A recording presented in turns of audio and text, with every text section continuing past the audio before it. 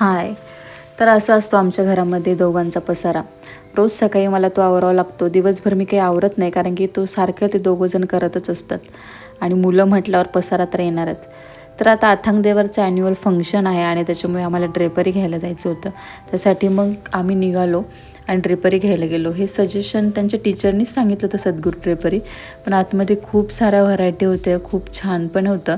आणि आम्हाला घागरा बघायचा होता आणि आम्ही सगळे एवढे जण गेलो होतो. आणि त्याच्यामध्ये बऱ्याच जणांचं कन्फ्युजन झालं होतं, कोणाला ब्ल्यू कलर, तर कोणाला रेड कलर, कोणाला व्हाईट कलर. आमचा एवढा गोंगाट पाहून ते ड्रेपरीवालेसुद्धा कंटाळले होते. आणि तरीही आम्ही बघितलं ते आणि म्हटलं ठीक आहे, पाहू आपण आता नंतर सिलेक्ट करू. 1 तास तिथे आमचा टाईमपासच झाला बघण्यामध्ये. आणि त्याच्यामध्ये काही जण आल्या नव्हत्या, म्हणून म्हटले ठीक आहे आपण परत येऊ. आणि आम्ही लगेच घरी आलो. आणि न्यू इयरसाठी मग काही आम्ही मस्त पालकपुऱ्या केल्या. अथांग देवा मस्त टॅप बघून एन्जॉय करत होते. आणि त्याच्यासोबत ढोकळा आणि कचोरी पण होती. एकदम मस्त झालं होतं सगळं. आणि सगळ्यांसाठी हॅपी न्यू इयर. तर भेटूया आता नेक्स्ट व्लॉगमध्ये. तोपर्यंत बाय.